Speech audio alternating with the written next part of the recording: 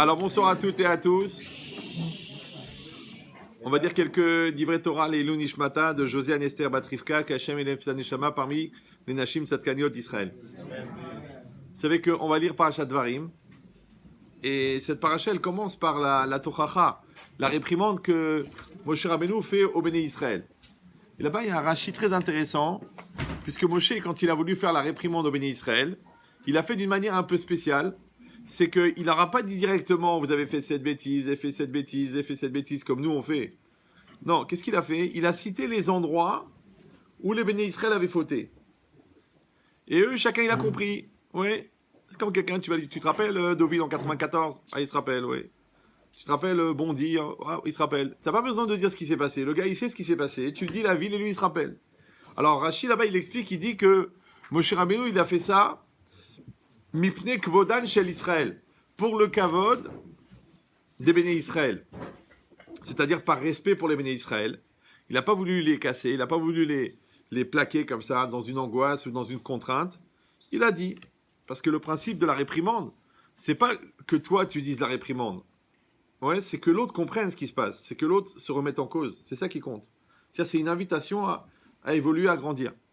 Donc Moshe Rabbeinu, à cause du kavod qui devait au Béné Israël, donc il a fait seulement par allusion les fautes qu'ils avaient fait, seulement par allusion par rapport aux villes, et eux ont compris qu'ils avaient fait des choses à ces endroits-là, et à ce moment-là, ils ont réfléchi, ils ont fait tchouva pour ce qui les concernait. Mais qu'est-ce que ça veut dire ici? Ça veut dire que comment est-ce que Moshe Rabbeinu, il se sent obligé de faire attention au kavod d'Israël? Maintenant, quand on parle du kavod, le kavod de quelqu'un, le kavod d'une personne, le kavod d'un groupe, c'est très bizarre. Parce que le kavod, on l'a expliqué déjà quelques dizaines de fois pour les redoublants, que le kavod, c'est le droit d'exister qu'on donne à quelqu'un. C'est ça le kavod. Comme par exemple là, vous me faites kavod. Ouais. Pourquoi? Parce que vous êtes intéressé à ce que je vais vous raconter. Oui. Ou pour digérer, je ne sais pas. Bon, en tout cas, oui. Maintenant, moi, je vais parler et vous allez écouter. C'est que dans notre rapport de coexistence, vous me donnez une priorité pour exister, pour exiter ce que je contiens pour vous. Donc ça veut dire que le kavod, en fait, c'est l'espace dans lequel on attribue à l'autre la possibilité d'exprimer sa volonté. Comme le kavod de parents. C'est quoi le kavod des parents?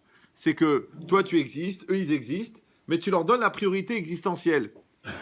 Pourquoi? Parce que quand les parents, tu leur fais le kavod, ils vont exister. Quand ils vont exister, ils vont être eux-mêmes. Quand ils vont être eux-mêmes, tu vas les connaître. Quand tu vas les connaître, tu vas savoir d'où tu viens. Et quand tu vas savoir d'où tu viens, tu vas savoir qui tu es. Parce que les gens, ils font des thérapies, ils font des sports de combat, ils font des sports extrêmes, genre la traversée du Tibet en VTT en marche arrière, ouais, pour essayer de savoir qui ils sont.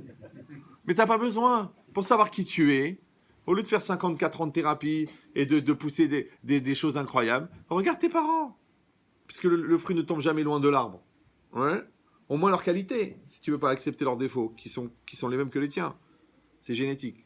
Ça, quand il y a de la gêne, il n'y a pas de plaisir. D'accord? Mais c'est ça l'idée. C'est que le kavod, c'est que toi, tu as le droit d'exister, eux, ils ont le droit d'exister. Tu leur fais le kavod, c'est-à-dire que tu leur donnes le droit d'exister en priorité. Donc, ils vont exister plus, entre guillemets, que toi. D'accord? C'est pareil. Le Rav, il fait kavod aux élèves. Donc, les élèves vont exister. Quand ils vont exister, les élèves, ils vont poser des questions. Grâce aux questions des élèves, le Rav, il grandit. Parce que mital midai, yoter mirabotai. De mes élèves, j'ai plus appris que de mes maîtres. L'homme, il fait kavod à la femme, donc il va donner à la femme le droit d'exister. Comme la femme, elle contient des choses qui sont indispensables au mari, donc quand la femme, comme le mari fait kavod à la femme, elle va lui donner ce qu'elle contient. Elle contient la bracha, elle contient la simcha, elle contient le shalom, donc elle va lui donner parce que lui fait le kavod. C'est ça que c'est marqué le olam, ichabed, adam, ishto, banav, yoter migufo. Toujours un homme doit respecter sa femme et ses enfants plus que son corps. C'est très bizarre parce que c'est pas marqué là-bas yoter mimeno, yoter mi'atzmo. Ouais, il n'y a pas écrit plus que lui ou plus que soi-même. Il y a écrit plus que son corps. Comme si le corps c'est un contenant et que le kavod c'est de faire sortir le contenu. D'ailleurs, même les chabed et tabaït en hébreu, ça veut dire nettoyer la maison, c'est-à-dire faire apparaître ce qui est en dessous en enlevant ce qui est au-dessus. Donc quand je fais kavod à quelqu'un, en vérité, je lui donne la possibilité d'exister. C'est ça le kavod.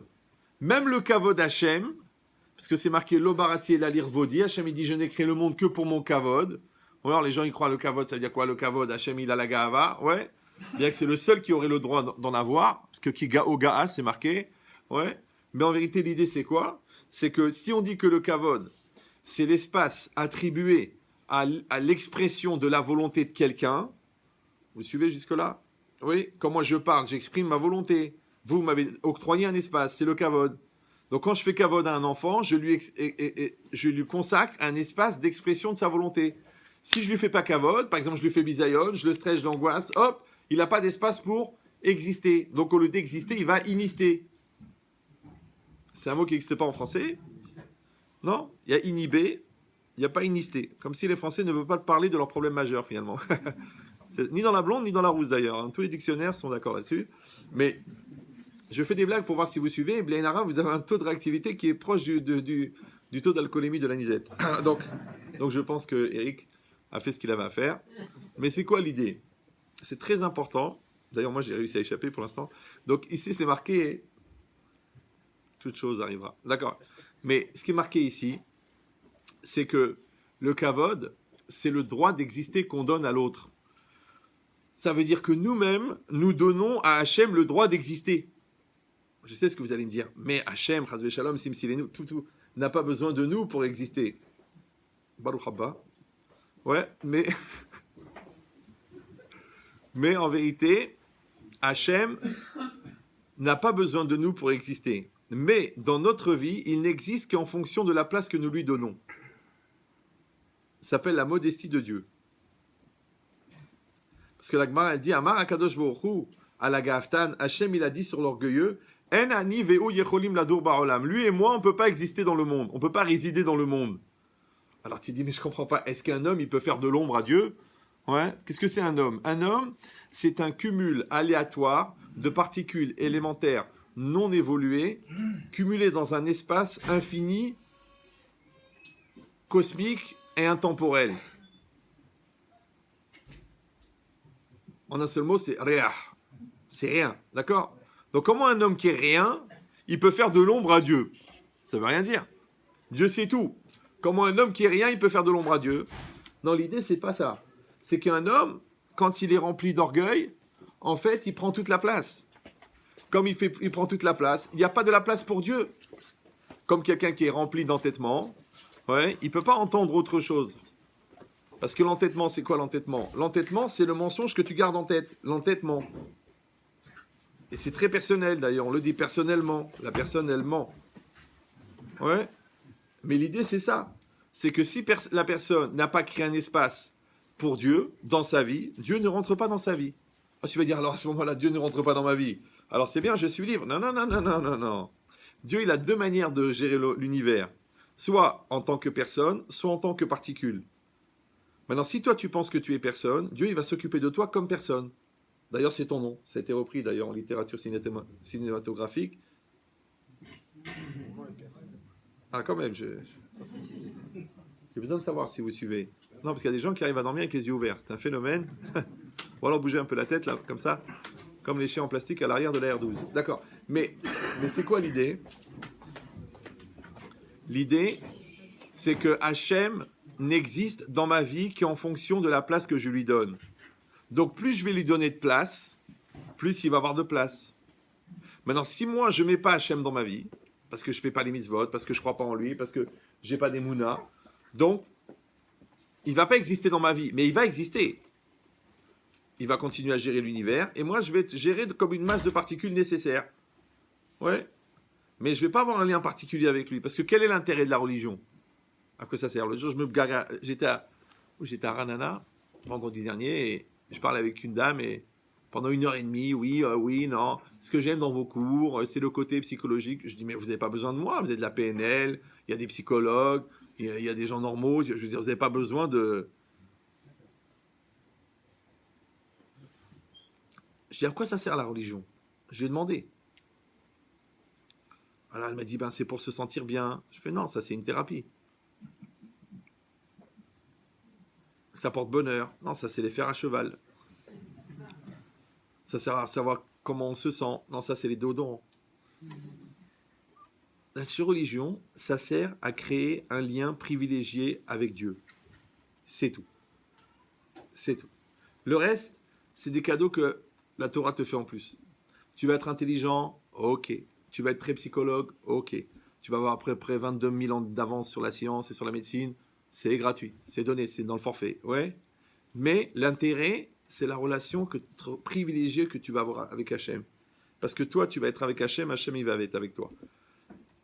C'est ça l'intérêt de la religion. Maintenant, pour que Hachem il soit avec toi, il faut que tu sois avec lui.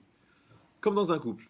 Si vous ne parlez jamais, si vous n'avez rien en commun, vous ne parlez pas, vous ne dormez pas dans la même chambre parce qu'il y en a un qui ronfle, vous n'avez pas le même compte parce que c'est un problème de société, vous ne mangez pas le même repas parce qu'il y en a un qui est vegan, bégan, ouais.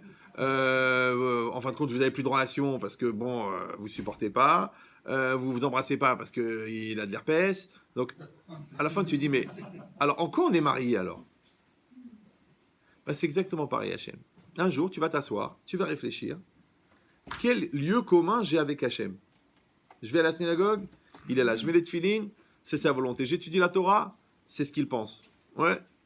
Chaque chose. Je me retire de faire du Lashon Hara, je suis Mekadesh et Tatzmi. Je mange kasher, j'accomplis ce qui est écrit dans la Torah. Je ne vole pas, je fais sa volonté. Donc à chaque fois que je vais faire sa volonté, je vais faire un avec lui. Ça va? Oui. Et quand je fais un avec lui, j'accomplis sa volonté dans le monde. Et rappelez-vous que c'est quoi le kavod? C'est l'espace que je crée pour que la volonté de l'autre s'exprime. Donc je peux devenir moi-même un kavod Hachem, puisque grâce à moi, la volonté d'Hachem s'exprime. C'est pour ça que quand un Ben Israël fait des bêtises, on dit que c'est Chilul Hachem. Mais quel rapport? Quel rapport? Moi je fais des bêtises, pourquoi ça retombe sur le bon Dieu? Ben, c'est exactement pareil. Si toi tu fais des bêtises, les gens ils disent à tes parents, tiens votre fils, tu dis mais pourquoi? Mais quel rapport? Ben moi j'ai un fils qui est cinglé, moi je suis un gars bien. Non, non, non, non, non. C'est le snif et la maison mère. La maison mère, le snif représente la maison mère. À plus forte raison, la maison père. Donc de la même manière que les enfants représentent les parents, de la même manière les bénis Israël représentent Hachem. C'est pour ça qu'il dit le Ramban, à chaque fois qu'un juif il fait quelque chose de bien, c'est qu'il touche Hachem. Parce que les gens ils disent, regarde la Torah, qu'est-ce qu'elle a produit. Mais si un juif il fait des bêtises, ouais, sous prétexte qu'il manque d'air, alors il prend du CO2 ou parce qu'il essaye de faire son trou, alors il a déjà la perceuse, il manque plus que le bon forex. Il y a beaucoup de tentatives israéliennes. Ouais. Moi j'étais là-bas la semaine dernière, j'ai dit dans toutes les villes, j'ai dit si vous êtes venus ici pour voler, restez en France. C'est quoi l'idée? Ici c'est marqué une chose extraordinaire, c'est que tu es un représentant d'Hachem. Et le pire, c'est que comme ça il demande le Nefesh HaChaim. Il dit mais je comprends pas, quelqu'un qui est complètement à côté de la plaque, zéro de chez rien, genre il mange à Kippour pour fêter la fête, je sais pas, il a épousé Christine, je sais pas, il mange des quenelles de chiens. Pourquoi celui-là il représente Hachem? Il dit parce qu'il est un Ben Israël. Israël, Afalpi Shechata, Israël ou. Un Ben Israël, même s'il a fauté, il reste un Israël. C'est comme ton fils, c'est quand même ton fils. Tu dis je l'ai renié, je l'ai excommunié, je l'ai déshérité, c'est ton fils. Il n'y a rien à faire. D'accord? Donc nous représentons Hachem. Maintenant, le fait que nous représentons Hachem, d'un côté, ça nous met une pression incroyable. D'un autre côté, ça nous donne une chance incroyable, puisque nous représentons Hachem. Je ne sais pas si vous comprenez. Nous représentons Hachem. Une fois, à la fin d'un cours, il y en a un, il est venu me voir. Il dit, Ahmed Chetrit, j'ai une question à vous poser. Je dis oui. Il me dit, écoutez, je ne sais pas pourquoi, à chaque fois dans mon travail, des non-juifs me viennent et me posent des questions sur Dieu. Je dis alors? Et bien, il dit, bah, je ne sais pas pourquoi il me pose à moi la question, alors que j'ai pas de kippa, j'ai pas de petite katane, j'ai pas de piote, j'ai rien. Je sais même pas comment ils savent que je suis feuge. Ouais. Et ça se voyait qu'il avait fait une croix sur sa religion depuis longtemps. Et deuxièmement, je disais avec deux problèmes. Premièrement, c'est que vous n'avez pas la réponse. Ouais. Et deuxièmement, comment ça se fait qu'il vous pose la question? Alors je vais vous dire pourquoi il vous pose la question. Parce que tous les non-juifs pensent que les juifs détiennent les secrets du monde et de l'univers. Bah, combien de fois dans le train, dans l'avion, monsieur le rabbin, monsieur, vous êtes rabbin? Non, je suis cow-boy. Vous avez l'air d'une personne sage. J'ai des questions à vous poser sur ma vie, sur le destin d'Israël, sur le destin du monde, sur la venue du Messie. Ils sont intrigués. Ils veulent savoir. Mais je dis, c'est très grave. C'est très grave. Vous ne comprenez pas. C'est que s'ils veulent savoir, c'est parce qu'ils pensent que tu sais. Donc tu es censé savoir. Si tu dis, mais j'en sais rien, mais j'en ai rien à... Non, non, non, non, non, non, non. Tu es un Ben Israël. Tu dois être un spécialiste du judaïsme. Tu dois être un spécialiste de la Torah. Tu dois être un spécialiste de Dieu. Franchement, j'y connais rien. Je suis pas dedans. Déjà la Coupe du Monde, j'ai eu du mal à suivre. Oui. Pourquoi? Encore une fois, parce que tu représentes Hachem. Maintenant, si toi, tu charries ta femme en public, ça veut dire que tu ne représentes pas ta famille. Si tu casses tes enfants, c'est que tu ne représentes pas tes enfants. Parce que toi, tu es là pour leur kavod. Leur kavod, c'est pas seulement de les respecter, et non, leur donner le droit d'exister. Le bon Dieu, il t'a confié cette neshama, c'est que toi, tu dois la faire exister. Maintenant, si tu as tout fait et que l'autre, sachez que la meilleure éducation n'enlève pas le libre arbitre. Vous me suivez ou non? Je ne suis pas en train de vous complexer, de dire alors ton fils il a mal tourné. Non, ça c'est le lait qui tourne mal. Vous savez qu'un tzaddik, c'est un rachat qui s'est maîtrisé. Et un rachat, c'est un tzaddik qui a mal tourné. C'est pour ça que souvent les rechaïm, au fond, ils sont des gens bien. D'ailleurs, tout le monde sans Yetzer Hara est bien. C'est vrai. Les gens disent, mais comment c'est possible? Je dis, mais sans Yetzer Hara, il est bien. Mais il ne maîtrise pas le Yetzer Hara. C'est ça le vrai problème. Ouais. Si quelqu'un dit, écoutez, franchement, le Yetzer Hara, ça ne me parle pas, je ne suis pas religieux. Non, tu n'as pas compris. Si tu ne maîtrises pas ton Yetzer Hara, après, c'est bipolaire, schizophrène. Bah oui, c'est ça. Faut juste comprendre ce que nous, on appelle le travail des midotes. Eux, ils appellent ça des dérèglements psychiatriques. Bah oui, parce que si tu entends des voix, la dernière qui a fait ça, on était obligé de la brûler pour l'arrêter. Hein, Oui. Ah oui, oui, oui. Donc ça veut dire que tu dois apprendre à maîtriser le Yetzer Hara qui est en toi pour commencer à exister, Maintenant, si à 65 ans, tu es encore victime de tes pulsions, de tes nerfs, de ton entêtement, du regard de l'autre ou des petites remarques qui te dérangent, la vérité, c'est pas une teshuva qu'il faut là, c'est une thérapie. Bah oui, parce que tu n'existes pas encore assez pour comprendre que c'est pas toi qui réagis, mais que c'est son Yetzer Hara qui réagit. Maintenant, à 65 ans, tu as un Yetzer Hara de 65 ans et un Yetzer Hara Tov selon l'âge que tu lui as donné. Donc, si tu te retrouves avec un Yetzer Hara Tov de 14 ans et un Yetzer Hara de 65 ans, tu crois que tu vas réagir comment? Eh bien, comme un gamin, c'est normal, tu as 14 ans. Maintenant, quand quelqu'un il prend à cœur que nous sommes des serviteurs d'Hachem et qu'un serviteur d'Hachem, il doit être construit, il doit être fort, il doit être équilibré, il doit être puissant, il doit être connaisseur, il doit être spécialiste, il doit être investi, il doit être honnête, il doit être à 100%, il doit être pur, il doit être saint. C'est normal, c'est un serviteur d'Hachem. Je sais ce que vous allez me dire. Oui, on n'a pas tous le temps, et puis la vie, elle est très prenante. Je sais, on va tous mourir de toute façon. D'accord? Mais c'est dommage. C'est dommage. Parce que là, on est dans une synagogue. Vous avez un rav qui est Talmid Chacham. On fait un cours, les nishmat d'une personne disparue. Donc, il faut qu'on s'interroge. Parce que vous savez que ça va tous nous arriver, vous êtes au courant. C'est la seule maladie qui ne se soigne pas. Ça s'appelle la mort. Même les gens qui sont arrivés toute leur vie en retard, ce jour-là, ils vont venir à l'heure. C'est vrai, non? Donc c'est pour ça que puisqu'on sait qu'on a tous ce rendez-vous, les gens malins, ils préparent ce rendez-vous. Le Rav Simcha Zissel, il disait, un homme, toute sa vie, prépare le jour de sa mort. Les gens ils disent, Razvé Shalom, leur allez-nous, jusqu'à 120 ans. J'ai jamais compris. Quelqu'un qui a 40 ans, tu dis jusqu'à 120 ans. Quelqu'un qui a 60 ans, tu dis jusqu'à 120 ans. Quelqu'un qui a 120 ans, tu dis à ce soir. C'est bizarre. Ouais. Donc en vérité, c'est pas une question de 120 ans, ou de 80 ans, ou 38 ans. On dit il est mort jeune, c'est un morveux. Non, en vérité, non. Vous savez, le Harizal, il est mort à la trentaine. Ce qu'il a fait en 30 ans, c'est ce qu'à peu près 30 000 personnes, ils auraient fait s'ils avaient vécu chacun 1000 ans. Donc ça ne veut rien dire le temps. En plus que quand tu prends une vie de 120 ans, que tu dors la moitié de ta vie, ouais, qu'un tiers tu passes à travailler, que encore un autre cinquième, tu passes à manger et à aller aux toilettes, ouais, un huitième, tu passes à prier. Donc jusqu'à l'âge de 15 ans, tu ne sais pas que tu existes. Entre 15 et 18, tu es obsédé par le sexe opposé. Après, tu te maries, maintenant, tu te prends la tête pour payer la bar mitzvah, le mariage. À 45, tu fais une crise grâce aux qualités morales de ta secrétaire. Ouais. Et d'un seul coup, tu te poses la question qui je suis, à quoi je sers, qu'est-ce que je fais dans ce monde. Paf. Et si tu as l'intelligence de dire, bon, peut-être que la Torah peut me répondre, au lieu de trouver d'autres solutions qui sont légales aujourd'hui, mais qui ne sont pas recommandées, on ne va pas mégoter non plus. Ouais.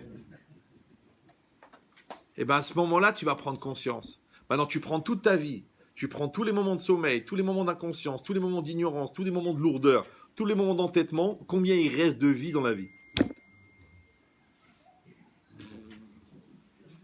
Donc c'est ça quand on dit la vie est courte. Parce que c'est pas la vie que tu as vécue, c'est la vie durant laquelle tu étais vivant. Je ne sais pas si vous sentez le... Combien tu étais vivant, combien tu as vibré, combien tu étais investi, combien tu étais dans un mode remise en cause, combien tu étais dans un mode de spiritualité, d'évolution. Ces temps-là, cumulés, s'appellent la vie. Tout le reste, c'est quoi? C'est la digestion.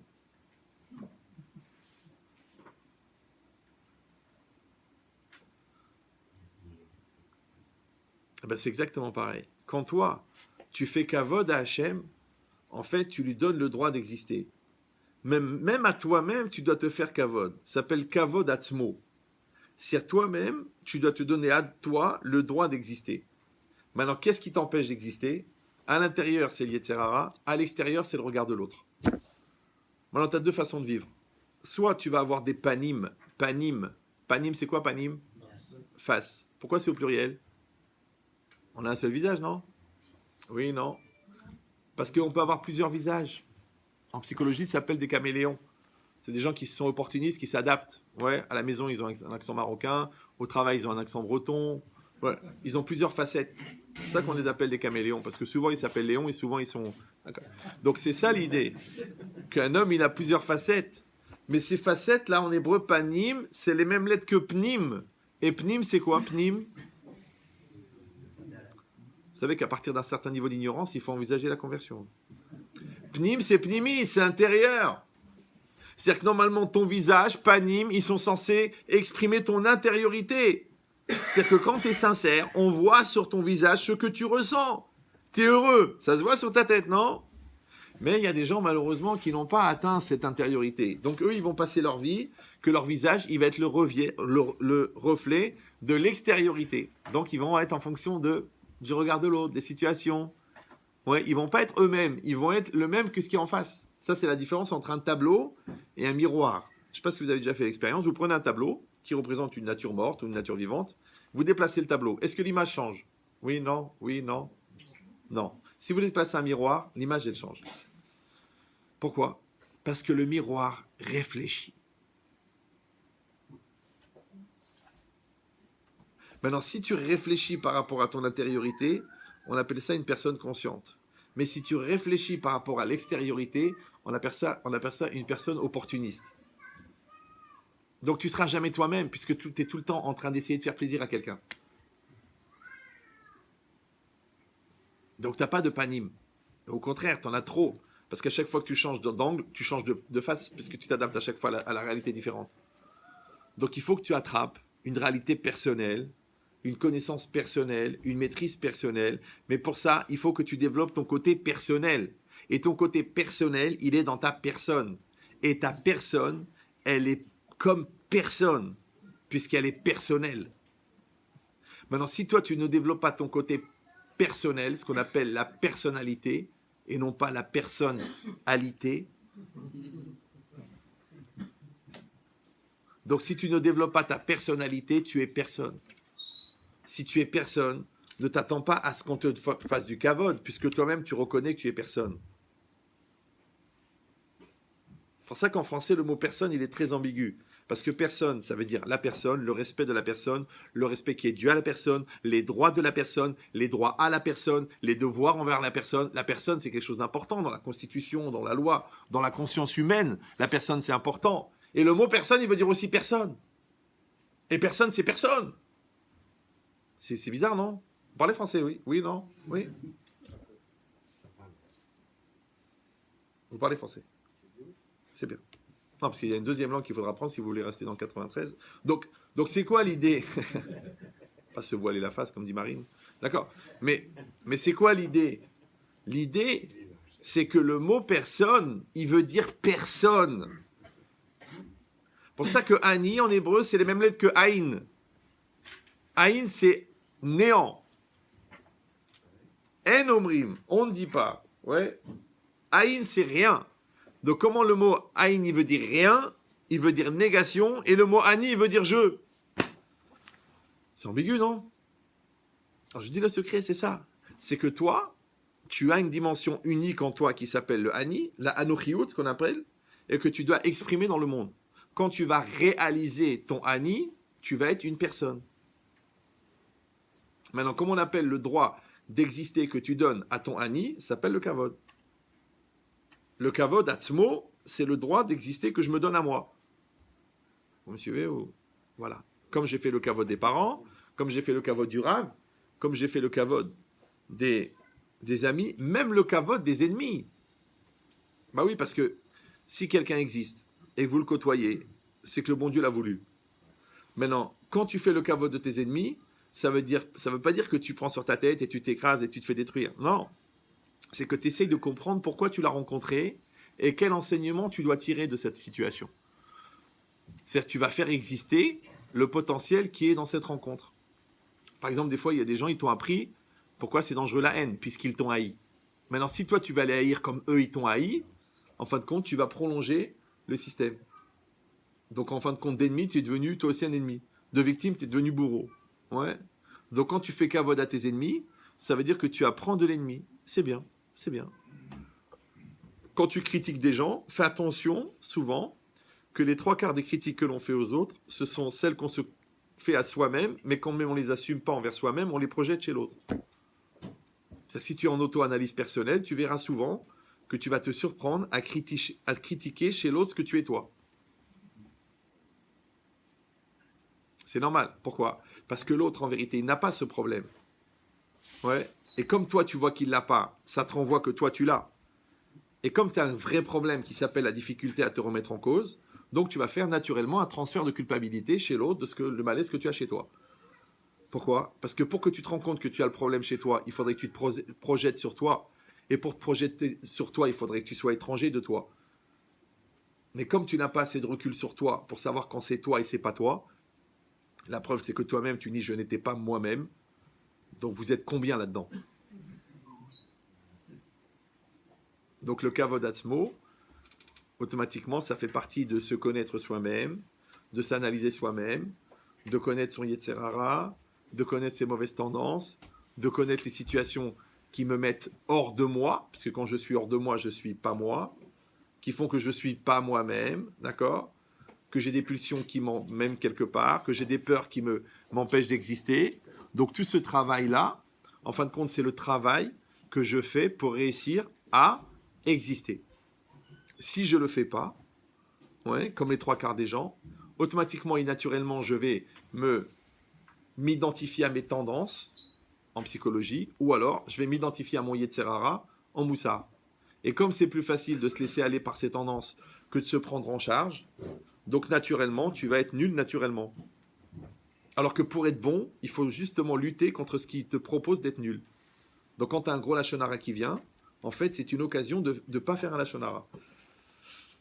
Quand il y a une occasion de mentir, en vérité, c'est une occasion de dire la vérité. Et quand il y a une flemme qui vient, en fait, c'est une occasion de faire un effort. Et quand il y a une peur qui vient, c'est une occasion d'avoir du courage. Maintenant, ou toi, tu vas suivre tes tendances, ou tu vas lutter contre tes tendances. Quand tu vas lutter contre tes tendances, tu vas exprimer le meilleur qui est en toi.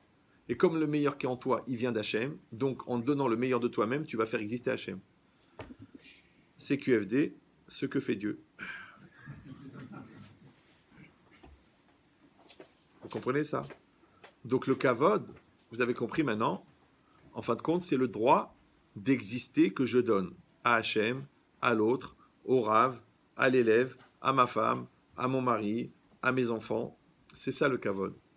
Maintenant, la Gemara, elle demande, comment est-ce qu'on fait le kavod aux gens qui sont décédés? Ouais, la Gemara dans Kiddushin, là-bas, dans le sujet de Kibud Avahem, elle demande comment on fait le kavod des parents après la mort. Ils sont partis. Quand ils sont vivants, la Gemara, elle explique très bien, Tu leur donnes à manger, tu leur donnes à boire, tu les fais rentrer, tu les fais sortir, tu les habilles, tu leur coupes pas la parole, tu parles pas à leur place, tu leur fais le kavod de leur vivant. Il y a des lois de Kibbout Avaim vivant. Mais comment on fait le Kibbout Avaim des gens disparus? Je dis, bah, écoutez, ils sont plus là, hein. C'est pas évident. Alors il faut savoir une chose, c'est que les bénis Israël sont comparés à des étoiles. Et une étoile, c'est quoi? C'est une énorme masse d'énergie qui diffuse une lumière intense. Maintenant, une des caractéristiques de l'étoile, c'est que elle est tellement éloignée de nous que le temps que la lumière nous arrive, des fois, l'étoile a disparu, mais la lumière continue à briller. Vous savez ça, non? D'accord. Alors, les bénis Israël, ils sont comparés aux étoiles. Des fois, le corps de la personne a disparu, mais sa lumière continue à briller. Or, bizarrement, Rav Dessler, il dit toujours Ratson Adam ou Mauto. La volonté d'un homme, c'est ça son essence. En vérité, qu'est-ce que c'est un homme? Un homme, c'est une énorme volonté avec une pellicule extrêmement fine qu'on appelle vulgairement un corps. Alors, je ne vais pas vous mentir, il y a des gens, c'est le contraire. Ils ont un corps très très très épais et une espèce de nano-particule de volonté intérieure. Vous avez compris l'idée ou non? Voilà. Maintenant, si on dit que tout l'homme, ça n'est que volonté, donc, et que la volonté, c'est marqué dans le Zohar, que Oroth Zeretzonot, les lumières, en vérité, représentent la volonté. Ça veut dire que une des images données par la réalité pour représenter la volonté, c'est la lumière. C'est comme si un homme, c'est un espèce de lecteur de diapositive. Il y a une ampoule qui produit de la lumière. Il y a des lentilles concaves et convexes, selon qu'on est poli ou non. Ouais. Il y a de l'électronique qui va gérer cette lumière. Et ensuite, il y a un objectif par lequel va passer la lumière. Et il y a un écran sur lequel va être projetée l'image. Et au milieu, il y a un diapo. Maintenant, l'ampoule, c'est la neshama. La lumière qui sort de l'ampoule, c'est l'énergie de l'âme, qui devient la volonté quand elle arrive dans le psychique. L'électronique, c'est le psychique de l'homme. L'objectif, c'est le système d'expression. Le diapo, c'est le projet personnel. Et l'écran, c'est la réalité. Donc, ce que tu trouves sur l'écran n'est que la projection du diapo véhiculée par la lumière qui le traverse. Maintenant, de quoi est faite l'image qui est sur le diapo à 99,99999% de lumière. De quoi est faite la réalité? De volonté. Bederer Sherot Selelech Monichinoto. Tu dis non, mais il n'y a pas que de la volonté. Il y a aussi des circonstances, il y a aussi des magasins, il y a aussi des clients, il y a aussi de l'argent, il y a aussi des corps, il y a aussi de la nourriture, il y a aussi de la santé. Mais non. 99% de la santé, c'est de la volonté. 99% du commerce, c'est de la volonté. 80% du discours, c'est de la volonté, c'est la conviction. 90% de la communication, c'est quoi? Communication, c'est commun, c'est comme un. À quel niveau? Au niveau des volontés. Volonté d'exprimer, volonté de comprendre. Vous me suivez ou non? Donc en fait, il n'y a que de la volonté dans le monde. Tu dis, ouais, mais attends, il y a aussi de la matière. Mais la matière, elle est faite de quoi? À 99,99999% d'énergie. E égale MC2. Et cette énergie-là dont parle Einstein, qui représente toute la réalité physique du monde, en vérité, le Rav Munk qui dit que cette énergie, c'est la volonté d'Hachem. C'est pour ça que l'énergie dans la matière, elle est incalculable. C'est pour ça qu'ils ont créé un accélérateur de particules pour essayer de capter une particule véhiculée par sa propre énergie, que s'ils arrivent à fissurer cette particule, ils peuvent produire de l'électricité pour une ville de 100 000 habitants pendant 100 ans avec une particule. Imagine, dans cette montre, il y a 130 milliards de particules. C'est que la masse d'énergie qu'il y a dans l'univers, elle est incroyable. Et toute cette énergie, c'est quoi? C'est la volonté d'Hachem. Et comme la volonté d'Hachem, elle est infinie, comme son détenteur, son créateur, et que l'énergie, c'est une projection de sa volonté, donc l'énergie aussi, elle est infinie. Et comme l'homme est fait à l'image de Dieu, et que l'homme tout entier, c'est qu'une volonté, et que la réalité qu'elle crée, c'est la projection de sa volonté, donc celui qui n'est pas en maîtrise de sa volonté, il a un vrai problème. C'est qu'il ne vit pas sa vie. Après, il passera sa vie à dire c'est pas ce que je voulais, c'est pas ce que je croyais, c'est pas ce que je pensais. On m'a incité, on m'a truqué, elle m'a fait le coup de la panne. Mes parents m'ont obligé de faire médecine, moi je voulais être pizzaiolo. C'est pas vrai. À chaque étape de ta vie, tu as eu le choix. Rachid dit Shnei drachim lefnei Adam, il y a deux chemins devant l'homme, le bien et le mal, le vrai et le faux. D'accord? Se marier ou pas se marier, rentrer à la yeshiva ou pas rentrer à la yeshiva. Tu auras toujours le choix. Et toi, tu as le ratson, la volonté de faire l'un ou de faire l'autre. Et je vais te dire pire, au fond, c'est la seule chose qui te reste. Bah oui, parce que l'impulsion de l'idée, c'est le bon Dieu qui te la donne. Et la réalisation, c'est lui qui te l'a fait. Donc qu'est-ce qui reste? La décision. Juste le truc que tu n'as pas envie de faire. Donc tu vas avoir tous les rabbins du monde, tous les copains, les amis, les sources d'influence, les marabouts. Il y en a qui vont chez les marabouts. Il y en a un seul qui est cachère, s'appelle Marabout Maasecha Hashem. Pour savoir qu'est-ce qu'il faut faire. Je dis, Rav, qu'est-ce qu'il faut faire? Je dis, mais attends, le bon Dieu t'a posé la question à toi, comment tu veux que je réponde moi? Alors moi je peux t'aider, je peux éclaircir, je peux te faire envisager des aspects que tu n'as pas envisagés, mais je ne peux pas décider à ta place. Parce que si c'est moi qui décide, c'est que c'est ma vie à moi. Si c'est ma vie à moi, pourquoi t'existes toi? Tu dis, mais vous pouvez vous sentir concerné? Je dis, ok, mais en un mot ou en deux?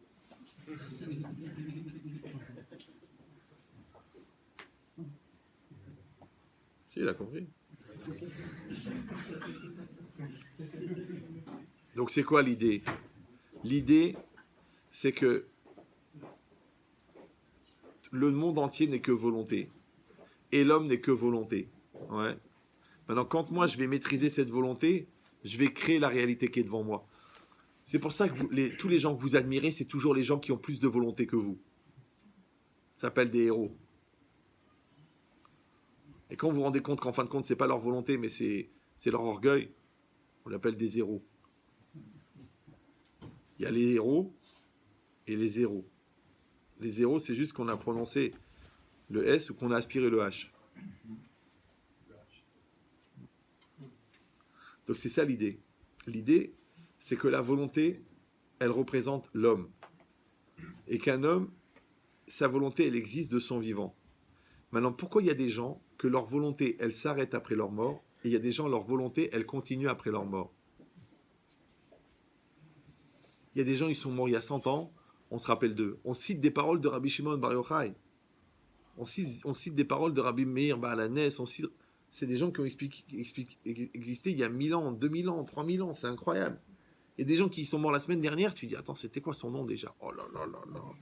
Attends, je l'ai au bout de la... Attends, c'était mon voisin des années et des années. Pourquoi il y a des gens qui disparaissent après leur mort et des gens qui disparaissent de leur vivant? Alors, il y a un élément. Les gens qui ont existé pour eux, quand ils meurent, ils s'éteignent. On dit en français, il s'est éteint. Déjà que de son vivant, ce n'était pas une lumière. Mais c'est bizarre. Parce que il s'est éteint, ça veut dire que la lumière s'est éteinte. Et on a dit que la lumière, c'est la volonté. C'est pour ça que quelqu'un qui a de la volonté, il a un visage lumineux. Quelqu'un est heureux, on dit son sourire a illuminé son visage.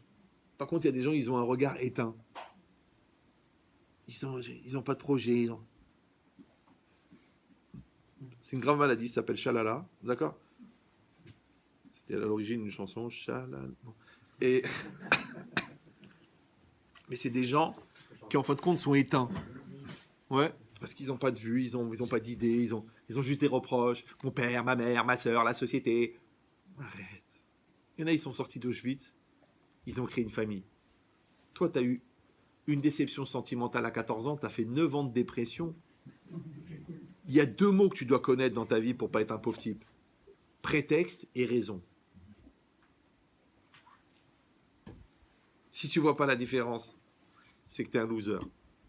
Si tu connais la différence, c'est que tu es un adulte. Donc tu choisis. Ou ta vie, ça va être des prétextes, ou ta vie, ça va être des raisons.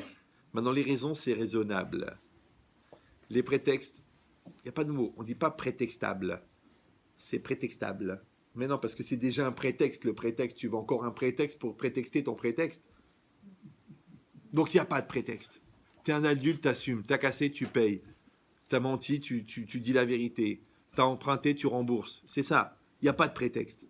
Si tu dis non, je préfère un prétexte, c'est parce que toi, tu veux qu'il y ait quelque chose avant le texte. C'est ça le prétexte.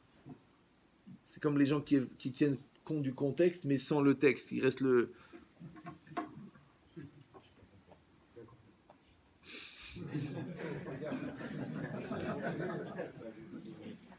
Il veut être sûr qu'il n'y a pas que lui qui n'a pas compris. D'accord. Mais c'est ça l'idée. L'idée, vous avez compris maintenant, que tout l'homme, ça n'est qu'une volonté. Ouais. Donc maintenant, quand quelqu'un dans sa vie, sa volonté, elle était pour les autres.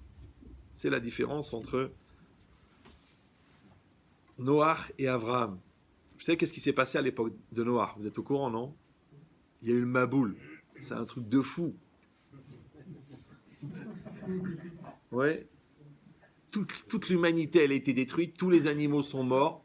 Et Noach, il est resté vivant. Pourquoi? Parce que c'est marqué Noach, Ish Tzadik Aya Bedorotav. Ouais. Donc, tout le monde a été détruit, mais Noach, il s'en est sorti. Parce qu'il était tzaddik. D'accord? Qu'est-ce qui s'est passé à l'époque d'Avraham Avinu? D'incroyable, d'énorme. Qu'est-ce qui s'est passé? Vous savez ou non? Rien. Il s'est rien passé. Vous allez dire, non mais Avraham, il a amené le monothéisme dans le monde. Ouais, bien sûr, il a eu quelques élèves, oui, mais qu'est-ce qu'ils sont devenus les élèves d'Avraham? On les a plus revus. Oui. Alors, je vous dis le secret. C'est que Avraham, grâce à lui, le monde, il a été sauvé. C'est pour ça qu'il ne s'est rien passé. Noach, lui, grâce à lui, il a été sauvé, lui. C'est ça qu'on dit que c'est un gnaille. Ouais. Vous me suivez ou non? C'est-à-dire qu'il y a des gens, juste avant le divorce, ils sauvent leur couple. Juste avant le dépôt de bilan, ils trouvent une solution. Ouais. Juste après le contrôle fiscal, ils s'arrangent avec le contrôleur. Mais pourquoi t'attends la cata pour devenir bien? Et l'autre, il a une comptabilité propre, son couple, il est construit, ses enfants, ils sont éduqués, et il ne se passe rien. Ce qu'on appelle la normalité. Maintenant, regardez bien dans la Torah, elle donne toujours la bracha sur la normalité. Ce qui est normal. Vous me suivez ou non? La Torah, elle dit que tes enfants, ils soient bien, que les bêtes, elles mettent à bas, que les champs, ils produisent. La Torah, elle ne dit pas qu'il va t'arriver un truc extraordinaire, tu vas gagner 150 millions d'euros, tu vas épouser 14 femmes, tu vas trouver le secret. Non, la normalité. La normalité, c'est la bracha. Ta vie, elle est normale. Tu dis non, mais j'avais un cancer, mais je m'en suis sorti. T'es content? J'étais à 2 doigts du divorce, mais au Hachem, on a sauvé notre couple. Ah bon? Mon fils, il était parti dans un truc, n'importe quoi, dans un délire là-bas, en Syrie, et grâce à Dieu, on l'a sauvé. Et en fin de compte, c'est rien. C'est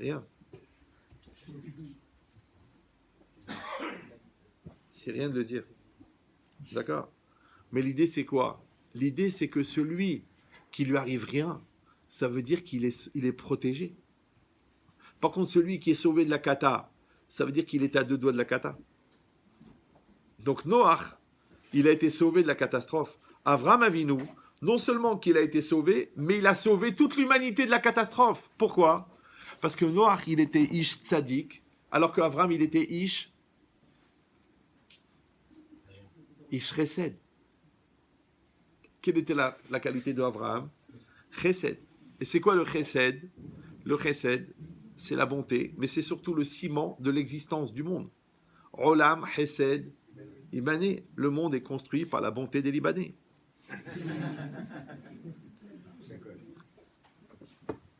Si c'est ça, ça veut dire que le monde, il est construit par la bonté. Mais ça veut dire quoi? Le mot Olam, j'ai déjà dit ça plusieurs fois, mais c'est pas grave, vous pouvez le réécouter. Imaginez-vous combien de fois je l'ai entendu, moi, puisque j'assiste à tous mes cours. Le mot Olam, ça veut dire quoi, Olam? Le monde. Le mot l'Olam, ça veut dire quoi? Toujours. C'est bizarre. Parce que l'Olam, c'est pour toujours. Ouais. Donc c'est le temps. Et Olam, c'est l'espace. Comment le temps et l'espace, ils sont dans le même mot? Bizarre. Si vous avez l'occasion en philosophie d'y réfléchir une petite semaine, ça peut aider aux toilettes aussi. Ouais. Mais, parce qu'il y en a qui gèrent, il y en a qui digèrent. Et le mot Olam, il vient de Ne'elam. C'est quoi Ne'elam? Disparu, caché. D'accord? Pourquoi les 3 mots, ils sont dans la même racine? E'elem, c'est quelque chose qui est invisible. L'Olam, c'est pour toujours, c'est la temporalité. Et Olam, c'est un monde. Alors j'avais dit un enseignement à l'époque, je ne sais pas ce qu'il vaut, c'est que quand tu veux créer un Olam, n'importe quel Olam, tu veux créer une association, tu veux créer un couple, tu veux créer une yeshiva, tu veux créer un business, tu veux créer n'importe quoi, tu veux créer une famille, tu veux créer un Olam.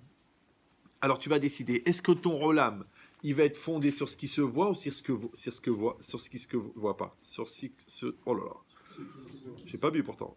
Ouais, sur ce qui se voit ou sur ce qui se voit pas. Par exemple, les gens ils se marient, ils disent écoutez Rav, je comprends pas, on a la belle maison, on a les meubles Roche-Beaubois, on a des enfants bronzés, pourquoi elle est partie? Parce que les gens ils confondent les UV avec les UV.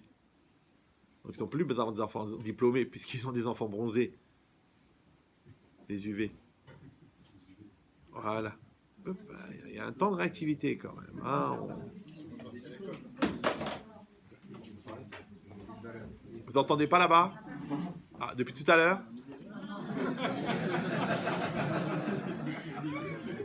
Non, ça fait plaisir d'un autre côté. Vous dites, bon, quel cavote, quel cavote. Mais l'idée, c'est quoi? Non, mais les blagues, je les fais toujours un petit peu plus bas pour faire un Mavdil Ben Kodesh Lechol. D'accord? Bien que la blague, elle est Kodesh aussi, mais bon. Mais c'est quoi l'idée? L'idée, c'est que je ne sais plus de quoi je parlais. Ah oui. Que quand on crée un Olam, ouais, il faut le fonder sur ce qui est caché. Tu crées un couple, sur quoi tu dois fonder? Sur l'imidot, sur le chesed, sur la reconnaissance, sur la douceur, sur les investissements, sur la remise en cause. Si ton Olam, il est fondé sur ce qui est caché, ce qui est caché n'a pas de taille. Pourquoi? Parce que ce qui n'a pas de taille n'a pas de début. Ce qui n'a pas de début n'a pas de fin. Donc ce qui est caché est infini. Par contre, si tu vas fonder ton monde sur ce qui est créé, sur la matière, tout ce qui est créé a un début, tout ce qui a un début a une fin. Donc si tu bases ton amitié sur l'argent, elle va se finir avec l'argent. Si tu bases ton couple sur l'intérêt commun, ça se finir avec l'intérêt particulier. Ouais. Si tu bases ta famille sur la terreur, eh ben la terreur, un jour, elle va disparaître. Bien que la terreur est humaine, d'après certains groupes de pensée. Mais en vérité, ça ne marchera pas toujours. Parce qu'un jour, l'autre, tu dis, ben, tu me terrorises plus. J'arrive. Ouais. Donc si c'est ça, ça veut dire quoi? Ça veut dire que quand tu crées un Olam qui est fondé sur quelque chose qui est Ne'elam, il va durer les Olam.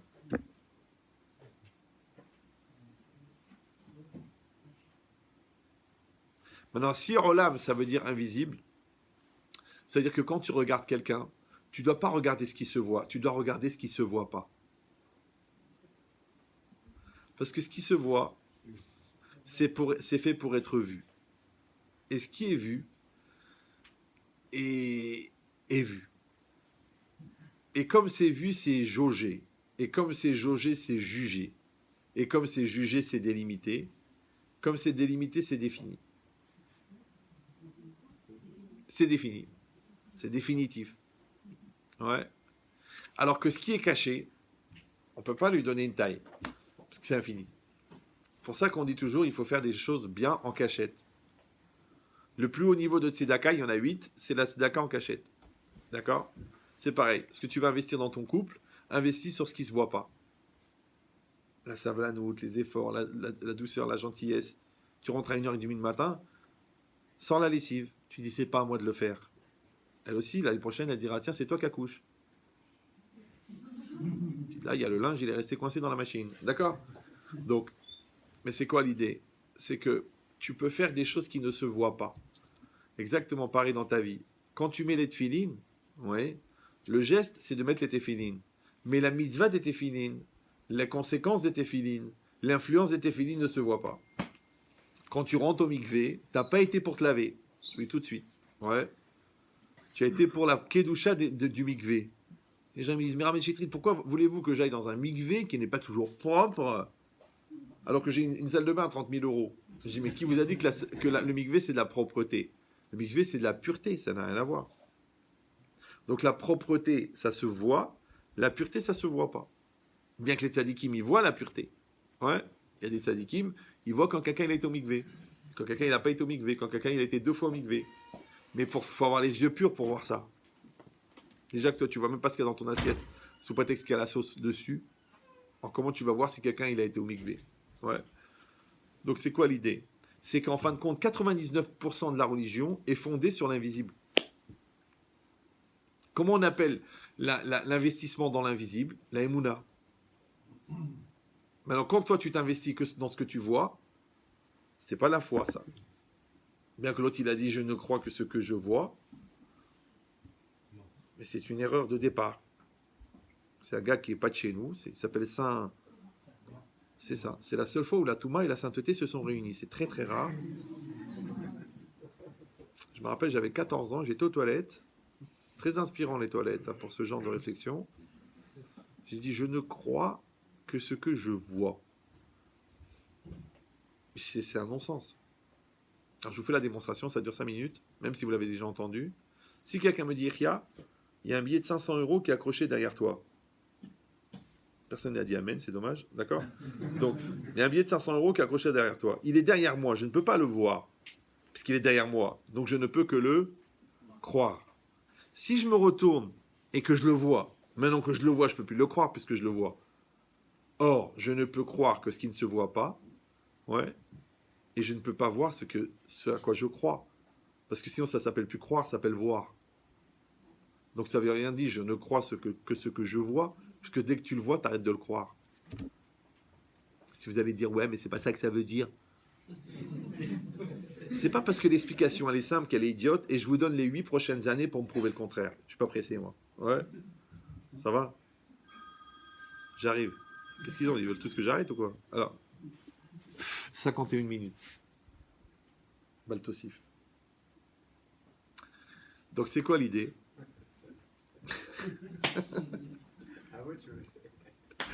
Donc ça veut dire quoi? Alors là, on passe en heure sup là. Donc qu'est-ce que ça veut dire quoi? De quoi je parlais? Oui. Ça veut dire que la Emouna, c'est d'être capable de s'investir dans ce qui ne se voit pas. Donc tu dois croire à l'avenir de ton couple parce que tu ne le vois pas. Tu dois croire à l'intelligence de ton mari. Non, ça ne marche pas non plus. À l'amour de ta belle-mère. Non, ça c'est inenvisageable. D'accord. Donc tu dois croire dans ce qui ne se voit pas. Maintenant, quand tu crois dans ce qui ne se voit pas, ça s'appelle la Emouna. La Emouna, c'est quoi? C'est l'espace que tu crées dans ton présent pour que ton futur existe. Maintenant, si tu ne crois pas à l'avenir de tes enfants, ça ne marchera pas. Si tu ne crois pas à l'avenir de cette boîte, ça ne marchera pas. Si tu ne crois pas à l'avenir de cette communauté, ça ne marchera pas. Si tu ne crois pas à ton avenir, ça ne marchera pas. Parce que ton avenir n'existe qu'en fonction de la place que tu lui donnes dans ton présent. Maintenant, croire aujourd'hui à demain s'appelle la Emouna. Mais si aujourd'hui tu ne crois pas à demain, il n'y a pas de demain. C'est ce qu'on appelle un jour sans lendemain. Oui. Et bien cette logique-là, c'est l'invisible. Maintenant, quand toi tu mets les téphilines avec l'intime conviction que tu es en train de créer des rolamotes, ouais, quand chaque geste que tu fais, tu le fais en tant que mitzvah, faites-moi plaisir. Ne faites pas les choses parce qu'elles sont logiques et rationnelles. C'est dommage. Parce que les gens, ils veulent absolument rendre la Torah humaine. Ils veulent rendre la Torah rationnelle. Mais c'est idiot. Il y a déjà la philosophie, il y a déjà la science. Pourquoi tu veux que la Torah soit rationnelle? Mais si la Torah, elle est rationnelle, elle devient humaine. Or, tout l'intérêt de la Torah, c'est qu'elle est divine. Vous me suivez ou non? Donc les gens ils disent, je mange kasher parce que c'est bon pour la santé. Je vais au mikvé parce que c'est sanitaire. Je fais Shabbat parce que c'est le week-end. Je fais Kippour parce qu'un jour de jeûne est salutaire pour la santé. Mais c'est dommage. C'est dommage parce que tu as enlevé le caractère spirituel de la spiritualité, qui était son seul intérêt. Vous me suivez ou non? Même le Rambam, il dit, si tu veux apprendre les comportements moraux et les attitudes nécessaires, tu peux lire Aristote. Il a tout dit, Aristote, c'est pas la peine de truc. Ouais. Mais c'est dommage de prendre des tefilines pour prendre l'attention. D'allumer des néros de Shabbat parce qu'il fait sombre à la maison. C'est idiot. Vous me suivez ou non? Donc laisse le caractère divin à la mitzvah. Maintenant, quand tu donnes le caractère divin à la mitzvah, elle va jouer son rôle divin. Mais pour que le rôle divin de la mitzvah s'accomplisse, il faut que toi, tu aies la émouna dans le caractère divin de la mitzvah. Donc, si tu enlèves la émouna, la mitzvah devient un geste, ou une béa, une bonne action. Comme on le disait dans une religion très très proche du judaïsme, qui s'appelle le scoutisme. mais qu'on a fait taire très très tôt, comme son nom l'indique, Scott. Scott de France. D'accord? Mais c'est ça l'idée. L'idée, c'est qu'en fin de compte, la volonté, elle est infinie, puisqu'elle vient de l'âme. La Emouna, elle est infinie. Maintenant, juste, il faut dépasser sa petitesse pour donner ce caractère infini. Maintenant, on a dit qu'un homme de son vivant, il va investir dans l'invisible, et ça s'appelle la Emouna. Maintenant, les gens disparus ne sont plus visibles. Mais la notion de disparition n'existe pas dans le judaïsme. Parce que quand on parle à quelqu'un quand il est vivant, en fait, on parle à 99% à sa neshama et à 1% à son corps. Maintenant, comme le traumatisme de la perte du corps existe, et que les chachamim ne vont pas nier la réalité de la présence physique, ouais, donc on va donner le deuil. C'est quoi le deuil? Pendant une semaine, pendant un mois, pendant un an, on s'occupe du mort. On parle du mort, on fait attention au mort. On ne va pas à des smachot pour pas oublier le mort.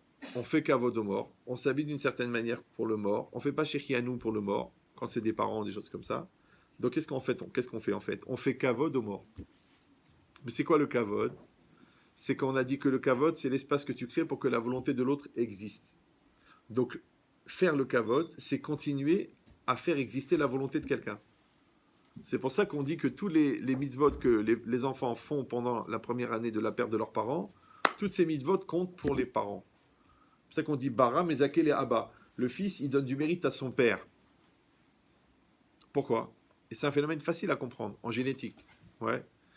Quand nos parents étaient jeunes gens, nous n'étions pas nés. D'accord? Mais nous étions quand même contenus à l'intérieur d'eux-mêmes, puisque leurs gènes contenaient nos gènes. La preuve, c'est que quand on fait une analyse ADN, on retrouve les gènes de nos parents.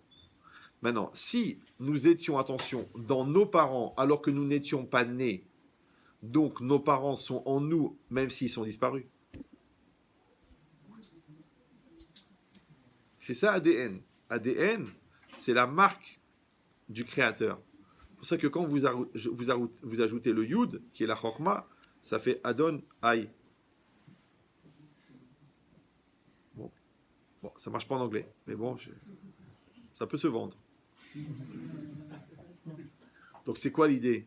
L'idée, c'est que nous sommes les représentants de nos parents, comme nous sommes les représentants de nos grands-parents, même de nos arrière-grands-parents. Il y a un phénomène très très bizarre. Tu vois quelqu'un, tu dis, écoute, vous n'êtes pas le fils d'un tel, la fille d'un tel, vous n'êtes pas la petite fille d'un tel, vous êtes de Gardaïa, vous êtes de Gabès, vous êtes de... Comment le gars, il sait que tu es de Gabès? Ça se voit pas. Je sais pas. Ouais.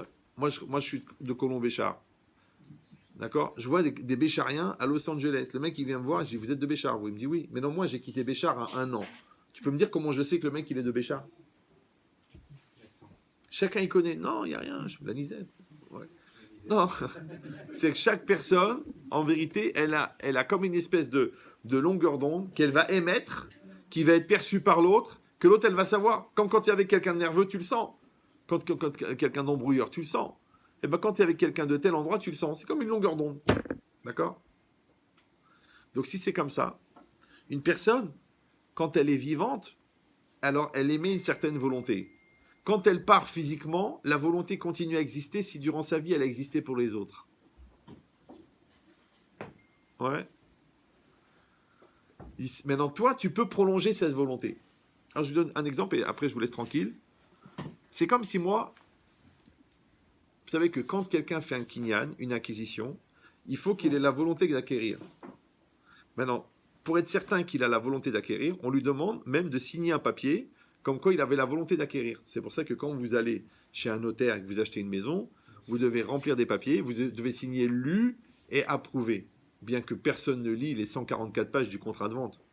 C'est dommage parce que la 4e page était marqué que le sus bien reviendra à son ancien propriétaire après 17 jours d'utilisation. C'est dommage pour toi puisque tu l'as payé 680 000 euros. D'accord? Donc, on est censé tout lire, ce qui est marqué, et signer et contre-signer tout ce qui est dedans. Ok. Maintenant, ça s'appelle un contrat. Un contrat, c'est un shtar, ouais, qui va donner la gmirut da'at, c'est-à-dire la conclusion d'esprit à un certain moment, à un certain jour, devant 2 témoins d'une personne et d'une autre personne. C'est ça un shtar. Ça va? C'est un contrat. Ok. Maintenant, normalement, pour acheter quelque chose, il faut qu'il y ait un date connu. C'est-à-dire qu'il faut que tu aies la volonté d'acheter. Puisque l'achat, il est conclu par l'expression d'une volonté d'acheter. Ça va toujours? Super. Maintenant, si moi, je veux acheter quelque chose pour quelqu'un, je peux pas. Parce que quand j'achète quelque chose, je crée une dette. Maintenant, en chavin la dame chez le Efanav. Moi, je peux pas acheter un produit et dire tiens, je l'ai acheté pour toi, tiens, va le payer. Tu dis mais ça va pas, je t'ai rien demandé moi. D'accord? Donc moi, je peux acheter parce qu'en achetant, je me crée une dette. Maintenant, moi, en même temps que j'achète, j'acquiers la chose en même temps, j'accepte la dette. Donc, je suis chayav de rendre l'argent. Ok. De payer l'argent. Ok. Maintenant, si moi, j'habite à Natania, je suis de passage à Natania, et je vois un penthouse, 600 mètres carrés, face à la mer, refait à neuf à 10 000 euros. C'est là qu'il faut se réveiller. Maintenant. D'accord? Alors. Et moi, j'ai déjà 83 appartements. Alors, je dis, tiens, j'ai mon cousin, Hubert. Bon, tout le monde le connaît, il est taxi. D'accord? Il n'a pas de maison à Natania. Je vais lui acheter la maison. Et je donne les 10 000 euros, je l'achète. Et je signe en son nom. Hubert, paf. Ça marche ou ça marche pas? Mais il n'y a pas la volonté d'acheter, il n'est pas là. La Gemara dit, oui, ça marche. Pourquoi? Parce que, Mezakim, les Adam chez Fanav, on peut donner du mérite à quelqu'un. C'est-à-dire que qui c'est le fou qui va refuser un penthouse 600 mètres carrés face à la mer refait à neuf à Natania à 10 000 euros? Donc c'est sûr que le mec il va accepter. Hein? Un mec Nassi, non. D'accord? Donc il va accepter. Donc maintenant, c'est comme si c'est lui qui l'a acheté. Pourquoi? C'est comme si j'ai pris sa volonté et je l'ai amené ici et c'est lui qui a signé. Vous me suivez ou non? Voilà. De la même manière, le décédé, il est ailleurs. Ouais, ça y est, il est dans une autre dimension temporelle. Et moi, je vais faire une mitzvah pour lui. Donc c'est comme si j'ai pris sa volonté et je l'ai fait faire à lui. Et étant donné que mes akim l'adav chez l'omefanav, on peut donner du mérite à quelqu'un, bien que la personne n'est pas sur place. Donc ça veut dire que je peux faire la mitzvah à la personne qui n'est pas là, parce que je sais que sa volonté, elle est de faire cette mitzvah. Et comme toute une personne, ça n'est que de la volonté, et que la volonté, c'est le moteur de l'existence, donc en prolongeant sa volonté ici, je fais exister la personne. C'est pour ça qu'on dit que quand on dit un divrei Torah au nom d'un Rav qui est niftar, ses lèvres, elles bougent dans le cercueil. Ça va? Voilà. Donc ça veut dire, qu'est-ce qu'on fait maintenant? Vous êtes réunis, d'accord? Bon, moi je suis venu, j'étais absent à plusieurs étapes importantes de cette disparition. Maintenant je suis venu. Suppositoire. Ouais. Et j'ai dit quelques divrei Torah. Bon, ils valent ce qu'ils valent. Ouais. C'est pas grave. Ce qui compte, c'est qu'on les a dit Leinu Nishmata de Josiane Esther Batrivka.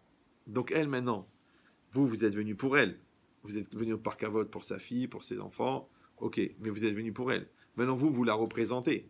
Maintenant que vous soyez des enfants, que vous soyez des gendres, que vous soyez des petits-enfants, que vous soyez des amis, vous êtes venus pour elle. Donc comme vous êtes venus pour elle, donc tout le mérite, il est pour elle, puisque c'est grâce à elle que vous êtes venus. Donc toutes les brachot que vous avez fait, c'est pour elle. Tous les kaddish qui sont faits, c'est pour elle. Les tfilot qui sont faits, c'est pour elle. Donc en vérité, qu'est-ce qu'on fait? On l'a fait exister dans le monde. Maintenant, il y a des gens, ils n'étaient pas dans la religion, ils n'étaient pas dans les communautés, ils sont morts en Dordogne.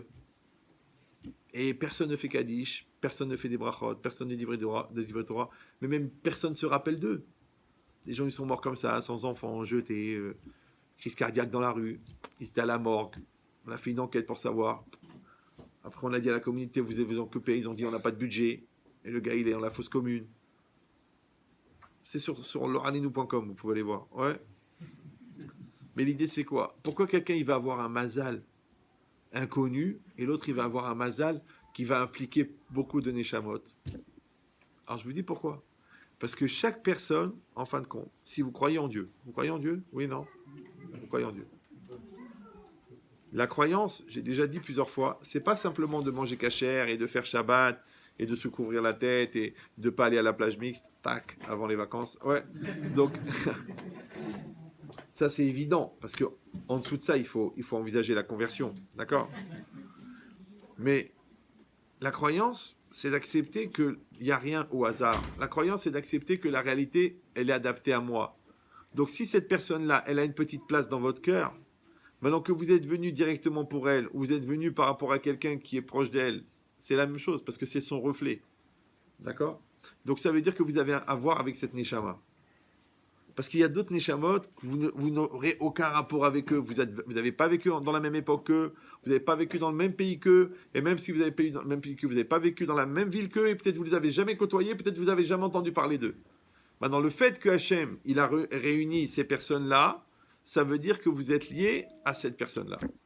Donc ça veut dire que elle, attention, que vous êtes nécessaire pour elle, donc vous avez bien fait de venir, parce que, en fin de compte, c'est elle qui vous a invité. Vous me suivez ou non?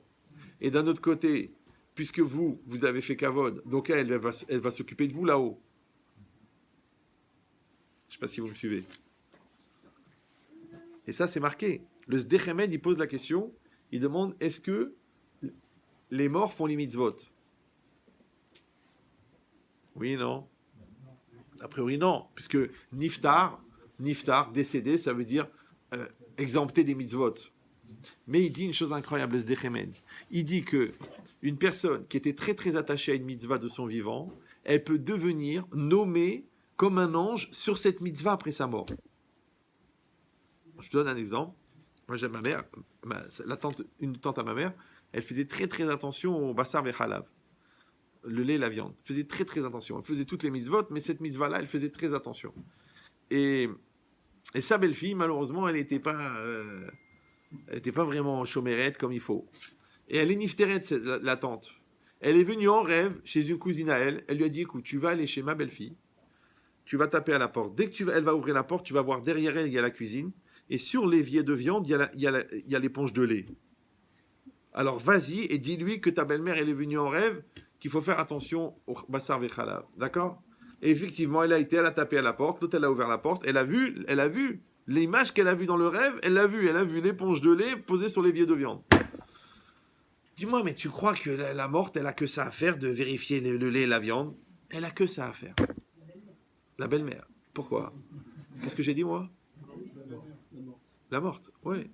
Bon, c'est presque un synonyme. Alors, donc, restez calme. Donc, c'est quoi l'idée? L'idée, c'est quoi?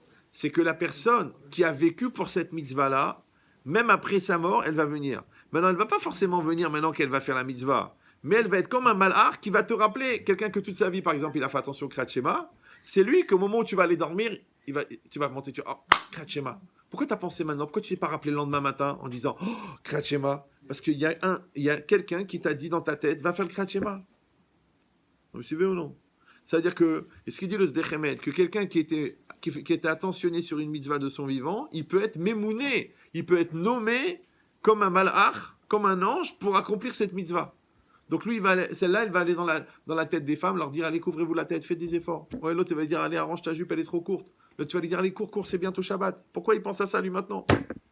Et les rencontres, et les gens que tu dois rencontrer, et les gens que tu dois voir, et les gens que tu dois... Tout ça, c'est des choses qui sont organisées par des millions de malachim. Maintenant, normalement, un malach, c'est quoi? Un malach, un ange, c'est une volonté qui est le continuum d'Hachem. Parce que Hachem, à chaque fois qu'il exprime une volonté, elle est réalisée sous la forme d'un ange.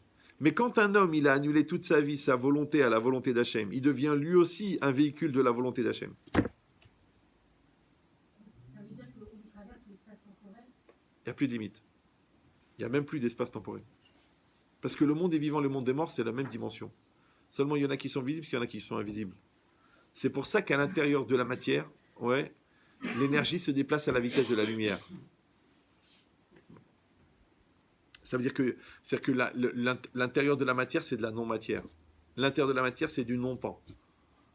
Maintenant, si quelqu'un devient essentiel, il n'est plus lié au temps. Il n'est plus lié à la matière, ce qu'on appelle l'éternité. Parce que l'éternité, c'est du non-temps. Non, parce qu'on pourrait penser que l'éternité, c'est un présent qui dure. Moi, je ne vais pas vous faire mal à la tête. Sinon, vous allez croire que la Torah, c'est intelligent. D'accord? Donc, vous avez compris l'idée ou non? Voilà. Donc, on souhaite, Bezrat Hashem, que ces quelques divrei Torah, ils soient un srout pour la Nifteret, et qu'elles soient un srout pour toute la famille, pour toute la communauté, qu'elle vous protège à tous, qu'elle amène la bracha, la simcha, et que vous tous, en tant qu'enfants et petits-enfants, faites très très attention, parce qu'elle voit tout ce que vous faites, elle vous suit, elle vous regarde, elle prie pour vous, elle vous protège, et vous, comme ils disent, vous pouvez lui monter la tête. Si vous conduisez bien, là-haut les anges ils disent, ah c'est ton petit-fils? Oui, c'est mon petit-fils. Et celui-là avec la Goya, c'est ton petit-fils? Non. Tout. Ouais. Donc, faites des efforts, relevez-lui la tête, d'accord? Faites-lui du kavod, faites-la exister, faites des mitzvot pour elle, même si vous n'avez pas beaucoup connu, même si vous le faites par amitié, même si vous le faites par sympathie, par solidarité, faites-le. Et à ce moment-là, puisque elle vous l'a fait exister, alors elle vous fait exister. Et comme le Mashiach ne viendra que quand toutes les Neshamot d'Israël se sont révélées, pas seulement celles qui ne sont pas nées, mais même celles qui sont nées, qui se sont révélées en tant que juifs. C'est pour ça qu'on dit que quand la majorité du Ham Israël a la Emouna, ça s'appelle Giloui Shechina, le dévoilement de la Shechina. Mais si la majorité du Ham Israël n'a pas la Emouna, ça s'appelle Galout Shechina. Donc la Galout, ce n'est pas un problème géographique, c'est un problème spirituel. Chazak ou Baruch. On peut faire Kaddish.